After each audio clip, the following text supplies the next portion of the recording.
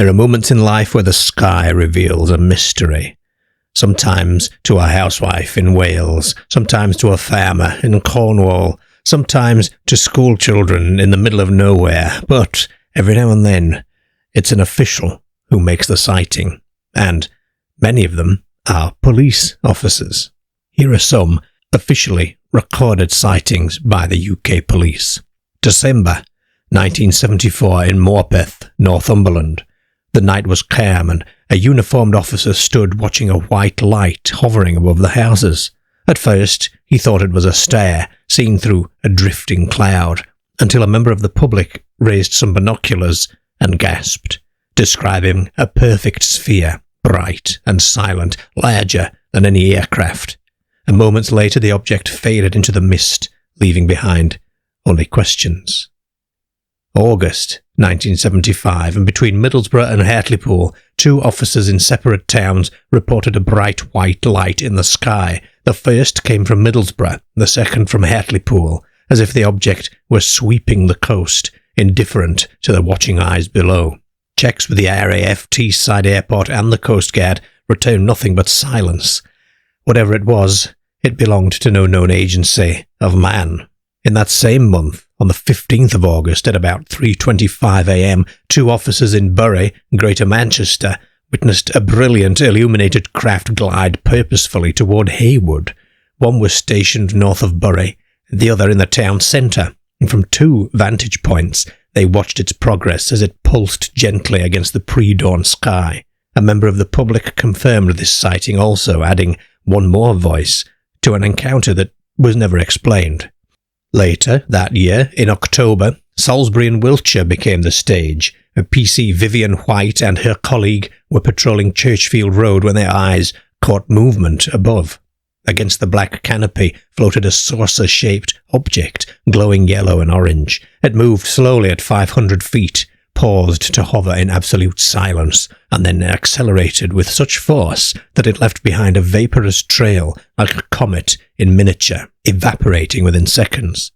Just weeks earlier, in September 75, across Middlesbrough and Redcar, police switchboards lit up with reports of a glowing object above the town. Officers were dispatched, and soon one of their own stood under that same silent orb, gazing skyward. In July of the following year, in 76, two officers in Manchester, including Chief Superintendent Hobson, were driving along the A62 when they saw it. A bright light, unwavering, hanging over the road. They watched for 2 minutes, time stretching as their minds struggled to find familiar labels for this thing, and then the object drifted away into the darkness.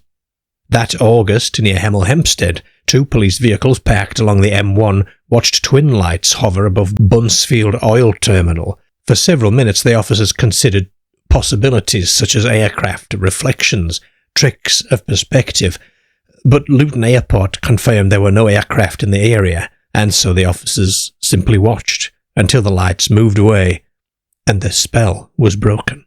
Later that same year, on a winter morning in Crofton in West Yorkshire, PC Patrick Tunney was checking shop fronts under a silent sky, and from the distance came 3 green lights. He at first thought it was an aircraft, but as they neared he realised there was no sound, no roar of engines or rumble of rotors. The lights banked left, silent and indifferent to his presence, and with a burst of impossible acceleration they vanished into the night.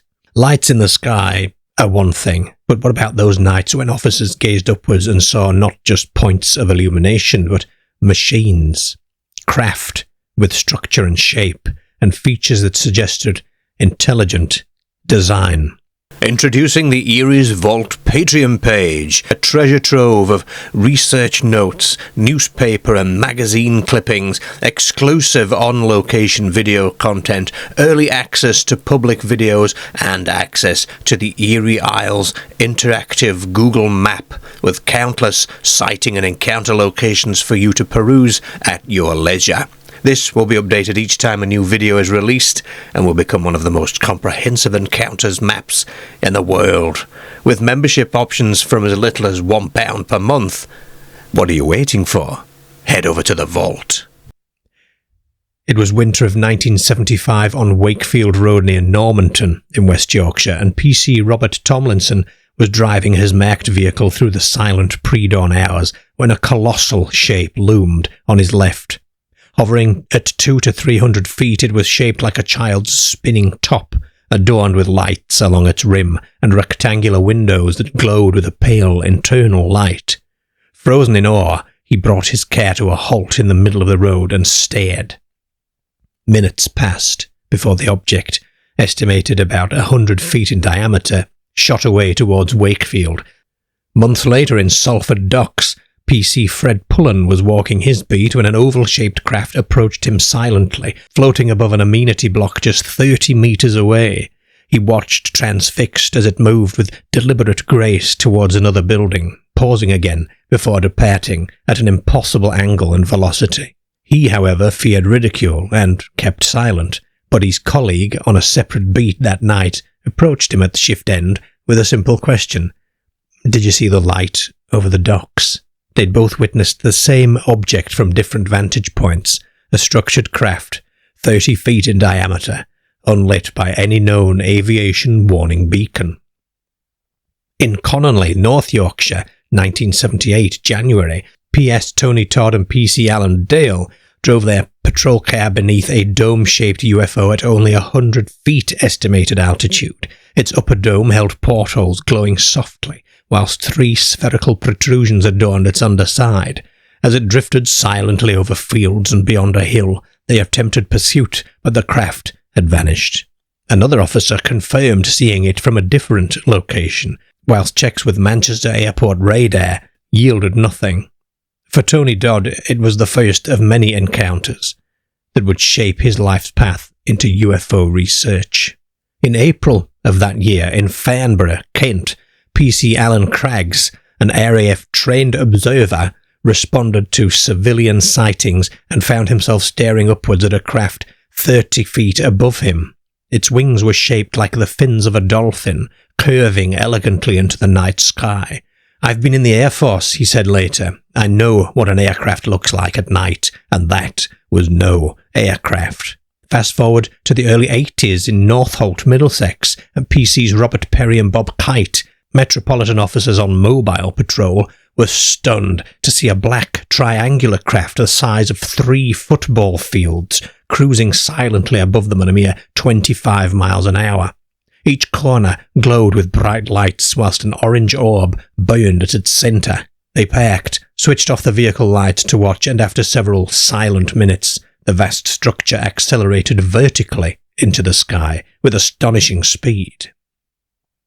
And in Brighouse, West Yorkshire, in the early 80s, PC Gary Milburn spotted what he first assumed was a descending aircraft about to crash. Slamming his car to a stop, he watched as a fuselage-like object with no wings or engines glided silently at 500 feet altitude, studded with coloured lights. He attempted to pursue, but it disappeared behind buildings.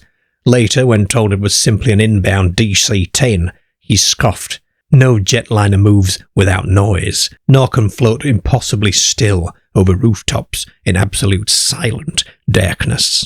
In the early dawn of November 29th, 1980, PC Alan Godfrey of Todmorden found himself confronting the impossible. While searching for a group of cows that had been reported as being loose on the road, he saw what he first believed was a bus parked ahead, blocking the road, but as he approached, the illusion collapsed. It wasn't a bus, it was a diamond-shaped craft hovering 5 feet above the tarmac. 20 feet wide and 14 feet high, its upper section had windows whilst the lower part rotated silently anti-clockwise. Godfrey tried his vehicle radio. It was dead. He tried his personal radio. That was dead too, and as the craft remained before him, he sketched it in his notebook. But then in the blink of an eye, he found himself driving 50 yards further down the road. The craft was gone. He was bewildered. He returned to the scene with a colleague, and there they found a circular dry patch on the wet road, and nearby leaves and debris were swept in a whirlpool pattern, as if by a downblast of air. Later he realized he had experienced missing time. 15 to 20 minutes absolutely unaccounted for, coupled with a split in his boot and a rash on his foot that required urgent medical attention. In the early summer of '83 in Blackpool, PC George Sean was patrolling the promenade with a colleague when he saw a vast, dark object breach the surface of the sea with barely a sound. It reminded him of a missile launch, but there wasn't any foam, no plume, and it was only 100 yards off the North Pier. Creatures have even been seen by officers of the law. In about 2007 in Derbyshire, a police officer living in a 200-year-old terraced house on the edge of the Peak District National Park was stood in the kitchen sink washing dishes, and outside, to his left, was a narrow ginnel, or that's an alleyway to you guys who are not from round there, and it led out towards open land and a distant reservoir. As he glanced out of the window, he saw something unexpected. Standing in that alleyway was a green-grey-coloured creature, about 5 feet tall, powerfully muscular, wearing a light blue overall. Its presence was so impossibly alien, so dissonant with the quiet English evening, that his body rebelled against the sight.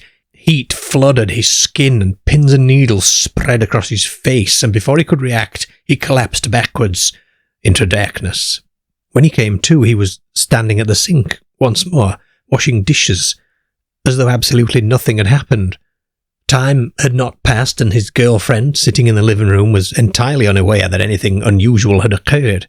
There were no missing hours, no signs of entry or intrusion, and yet the memory remained indelible, so vivid that he couldn't bear to walk down that alleyway at night for some weeks afterwards. Troubled by the possibility of hallucination, and he considered hypnosis to try and retrieve hidden memories, but he ultimately decided against it. What did he see in the ginnel that evening? Was it a visitor from elsewhere? Was it a figment of a mind suddenly opened to another reality? He never found an answer, but each night thereafter, he would certainly ask his girlfriend to check the kitchen window before he could sleep.